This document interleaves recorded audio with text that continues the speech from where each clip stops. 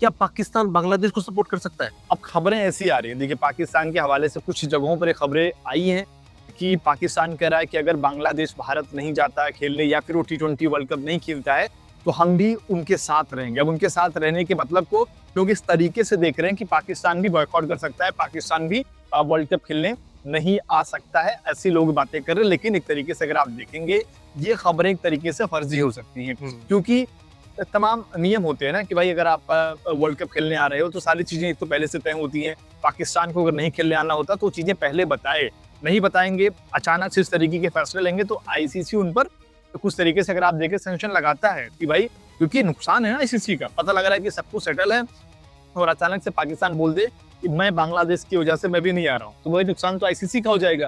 आप इसमें मेरा मत पूछोगे ना, मैं चाह रहा हूँ बांग्लादेश भी ना आए, पाकिस्तान भी ना आए, कि कुछ फर्क नहीं पड़ने वाला यार। आप आओगे इंडिया से भी हार जाओगे। हाँ। और बांग्लादेश को तो वैसे भी ग्रुप सी में रखा गया है, उस ग्रुप में इंग्लैंड भी है, वेस्ट इंडीज भी है, और मैं तो टकटकी लगा के बैठा हूँ 17 फरवरी वाले मुकाबले पे, क्योंकि नेपाल और बांग्लादेश से आमना सामना होगा।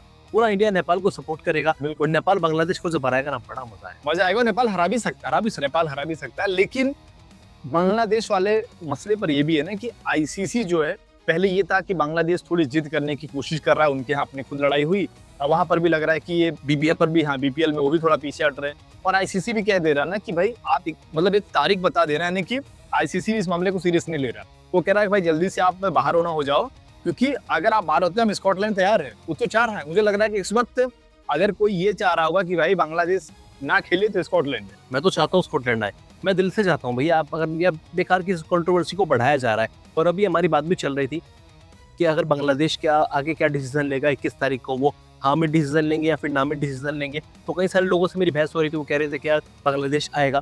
लेकिन अब मुझे लगता है कि बांग्लादेश अपने फैसले पर अड़ा रहेगा।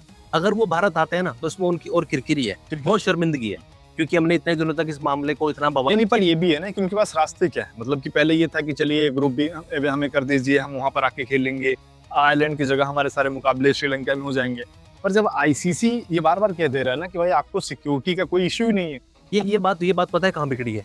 ये बात तब बिगड़ी जब मुस्तफिजुर रहमान को बैन किया गया। फिर बांग्लादेश क्रिकेट बोर्ड ने आईसीसी को मेल किया कि हमको भैया हमारे मुकाबले अब इंडिया में नहीं श्रीलंका में शिफ्ट कर दीजिए। यहाँ तक बात ठीक थी, लेकिन ये बात तब बिगड़ी जब बीसीसीआई ने बांग्लादेश टूर करने से भी मना कर दिया। सितंबर में इंडिया का बांग्लादेश का दौरा था, 3 मैचों की वनडे, 3 मैचों की T20, शेड्यूल भी आ चुका था। ये कंट्रोवर्सी से कुछ एक हफ्ता भर पहले ये शेड्यूल हमारे सामने आ चुका था, अनाउंस हुआ था, वेन्यू घोषित होने बाकी थे। 28 अगस्त को टीम इंडिया को ढाका पहुंचना था, लेकिन भारतीय टीम ने, बीसीसीआई ने इस दौरे को भी सस्पेंड कर दिया। वो कहीं ना कहीं ठेस पहुंची है बांग्लादेश यानी कि, और वो अपनी जिद पर अड़े हुए हैं। यानी अभी जो मसला है, आप ये कहना चाह रहे हो कि अभी वाले मसले को बांग्लादेश ऐसे मसले को इंतजार में था ताकि अपना बदला ले सके। वो इसका वेट कर रहा था कि चलिए उनको एक मौका मिल गया कि अब हम अपनी जिद को उतारेंगे। और बांग्लादेश, लेकिन वो भी सोचे ना कि वो जिद अगर आप बायलैटरल सीरीज होती तो आप उतार लेते।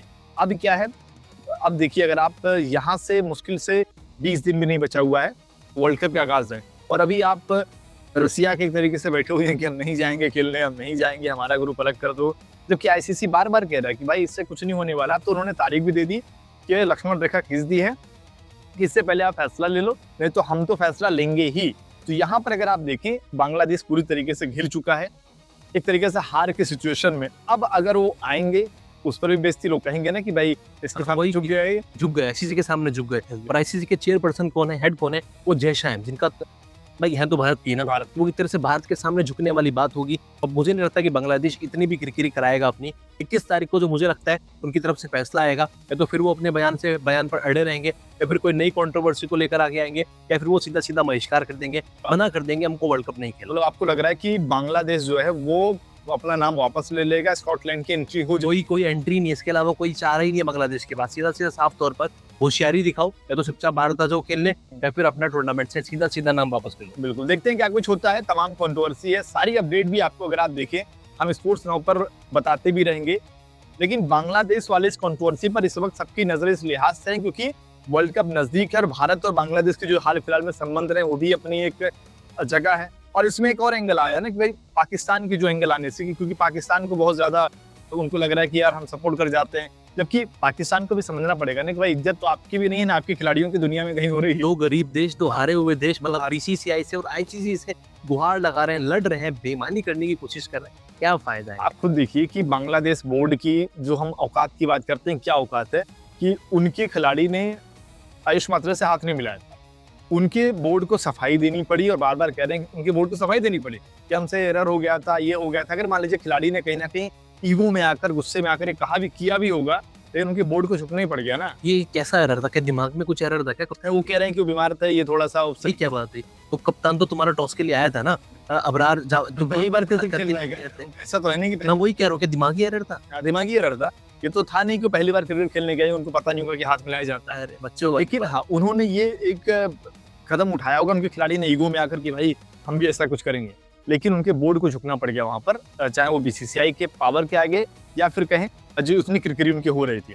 लेकिन अब इस पूरे मसले पर साफ तौर पर अगर पूरे चीजों को हम देखेंगे तो यही लगेगा कि बांग्लादेश भारत में आकर खेलेगा, क्योंकि सिक्योरिटी का कंसर्न जो है आईसीसी ने जीरो कर दिया है। मुस्तफिजुर की जो पीसी थी जिसमें कहा गया था कि भाई मुस्तफिजुर के उस मामले को हम बहुत ज्यादा खींचना नहीं चाह रहे थे, जिसमें हामी उन्होंने भी भरी मुस्तफिजुर ने, क्योंकि मुस्तफिजुर ये सोच रहे होंगे ना भाई हमें तो अगले साल जाकर मान लो विवाद कम हो जाएगा, हम खेलेंगे आईपीएल। अगर ये मामला आगे बढ़ता है तो मैं आने वाले सालों में भी आईपीएल नहीं खेल पाऊंगा। और न सिर्फ आईपीएल बल्कि दुनिया में जहां जहां लीग होती हैं सब भारत की ही टीमें। अगर बात बहुत आगे बढ़ जाएगा तो सकता है वहां से छटनी हो जाए। आईएल T20 में इंडिया की फ्रेंचाइजी की टीम खेलती है, ऐसे T20 में सारी इंडिया की फ्रेंचाइजी की टीम खेलती है, तो कहाँ तक अपडेट में भी आ रही है इंडिया, कहाँ तक लड़ोगे यार? सही बात है। मुस्तफिजुर रहमान ने अकलमंदी दिखाई है, अब बारी बांग्लादेश क्रिकेट बोर्ड की है अकलमंदी दिखाने की। 21 जनवरी को डेडलाइन दी गई है, आईसीसी ने डेडलाइन दे दी 21 जनवरी। अब देखना बड़ा इंटरेस्टिंग रहेगा 21 जनवरी को क्या बांग्लादेश अपनी बात मानेगा, अपनी बजित पर अड़ा रहेगा, या फिर T20 वर्ल्ड कप खेलने के लिए भारत आएगा। तमाम अपडेट आपको, जैसा शुभेंदु भाई ने भी कहा, स्पोर्ट्स नाउ पर सबसे पहले मिलेगी। आपको कुछ नहीं करना, हमारे चैनल पर बने रहना है। अगर सब्सक्राइब अभी तक स्पोर्ट्स नाउ को नहीं किया है, फटाफट से सब्सक्राइब करें, बेल आइकन जरूर दबाएं। साथ ही इंस्टाग्राम पर और फेसबुक पर भी आप स्पोर्ट्स नाउ को फॉलो कर सकते हैं।